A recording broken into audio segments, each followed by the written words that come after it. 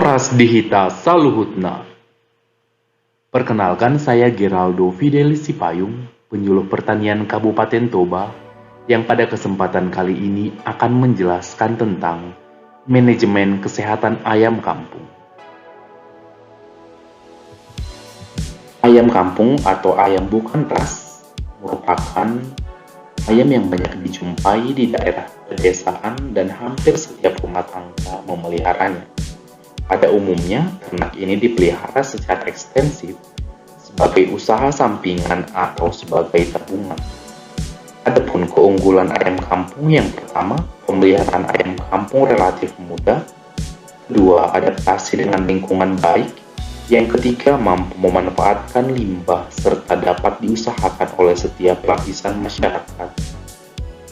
Yang selanjutnya merupakan ternak yang berkembang di seluruh dunia, murah dan ekonomis untuk diusahakan, serta menjadi sumber pangan, yaitu sebagai kebutuhan protein dengan produk yang tentunya sangat variatif. Untuk manajemen yang pertama itu, kita harus memperhatikan pakan, yaitu air minum, di mana air merupakan komponen darah dan cairan tubuh, dengan pencernaan, transport makanan, dan sisa pencernaan pengatur serta suhu tubuh. Sumbernya itu melalui air minum, air di dalam bahan makanan. Yang kedua itu adalah pakan, dengan yang pertama itu merupakan sumber karbohidrat, yaitu sebagai sumber panas, energi, serta produksi lemak. Ayam kampung kurang mampu mencerna serat kasar, yang dimana serat kasar berfungsi mencegah penggumpalan makanan dalam saluran pencernaan. Adapun sumber karbohidrat yaitu jagung, beras, gandum, sorghum, dedak padi, dedak gandum atau porang.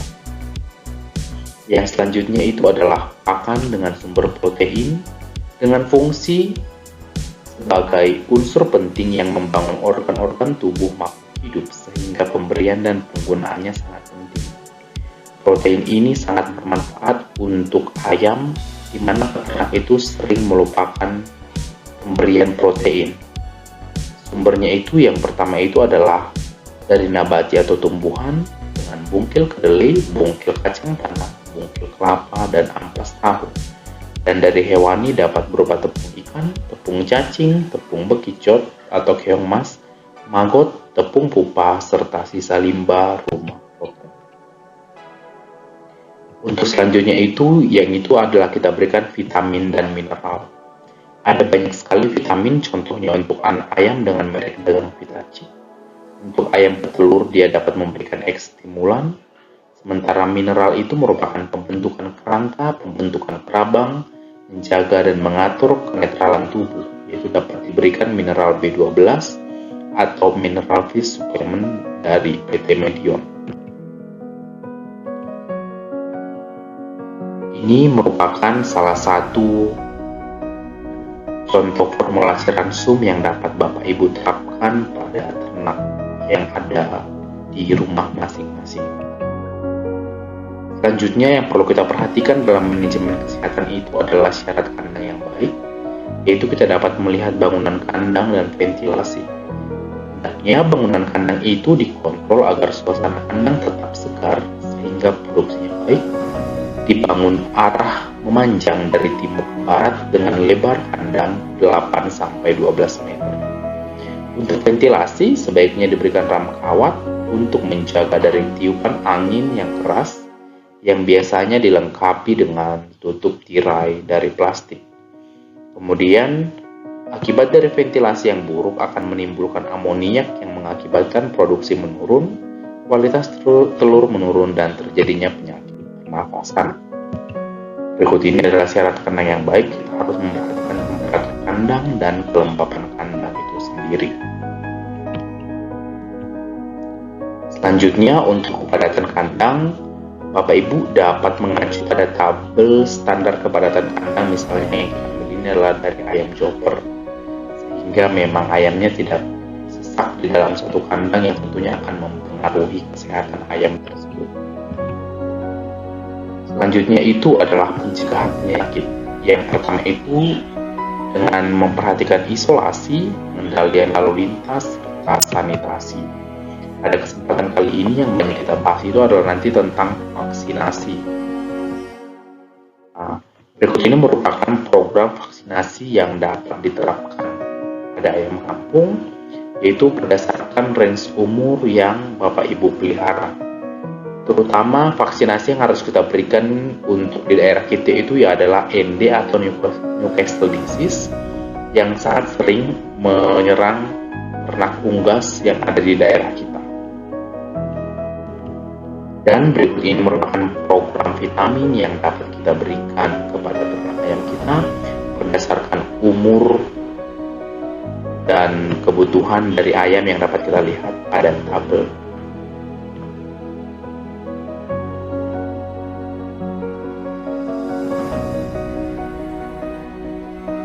Tujuan utama diberikannya vaksin adalah untuk merangsang sistem kekebalan tubuh. Jadi, tentara-tentara perang di tubuh kita mampu melawan virus atau kuman penyakit yang masuk karena sudah dikenalkan terlebih dahulu pada virus atau kuman penyakit tersebut. Inilah yang disebut dengan proses vaksinasi. Jelasnya seperti ini. Orang A mendapatkan vaksin. Vaksin ini merupakan bakteri atau virus yang sudah dilemahkan terlebih dahulu. Vaksin yang disuntikan ke dalam tubuh orang A akan melatih sistem kekebalan untuk mengenali dan berperang melawan virus atau bakteri. Sistem kekebalan tubuh akan memproduksi antibodi atau yang disebut sebagai tentara perang. Nah, tentara perang inilah yang akan mengingat jika suatu saat bakteri atau virus tersebut muncul lagi. Jadi, bila suatu saat orang A terpapar virus atau bakteri yang sama dengan vaksin tersebut, maka tentara perang akan langsung mengenali dan menghancurkannya. Oleh karena itu, pemberian vaksin tidak akan menyebabkan orang A menderita penyakit itu lagi. Untuk vaksinasi itu, kita akan lakukan yang pertama setelah ayam lahir. Vaksin ini bertujuan untuk menghindarkan dari ternak-ternak ini terkena serangan penyakit. Sebelum berlanjut, jangan lupa like, subscribe, dan share ya. Terima kasih.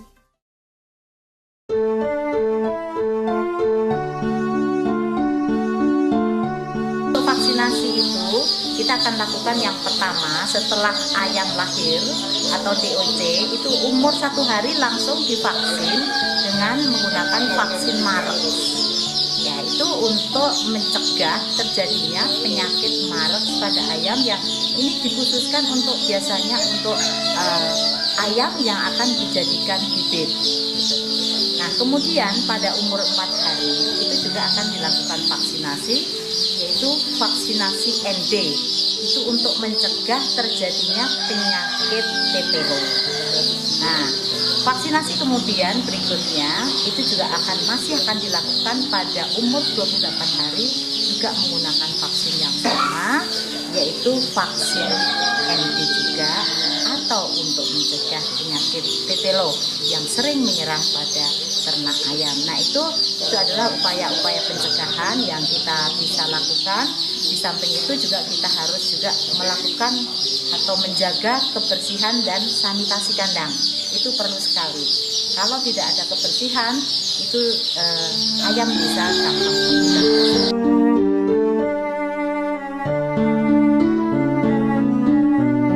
Vaksin ini bertujuan untuk menghindarkan dari ternak-ternak ini terkena serangan penyakit. Kalau yang untuk Ginggoro itu ada 2 kali, NDIB ada 2 kali, kemudian untuk yang kemudian diulang-ulang itu adalah NDAI.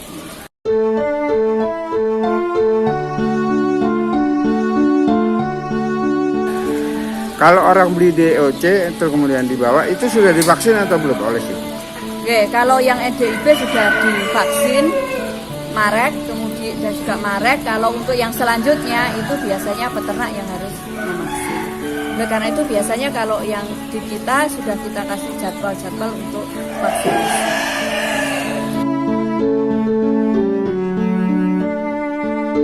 Dalam pemeliharaan adalah kita memberi vitamin. untuk ayam pembesaran kita. Vitamin ini kita ada 2, bisa kita stres karena sekarang ini sedang dari panas ke hujan, maka kita gunakannya vitamin yang lebih tinggi dosisnya yaitu dengan kita stres. Jadi kalau biasa saja, biasanya kita gunakan hanya cukup vitamin. Ini untuk meningkatkan daya tahan tubuh ya. Atau juga perlu kita berikan pada saat sebelum dan sesudah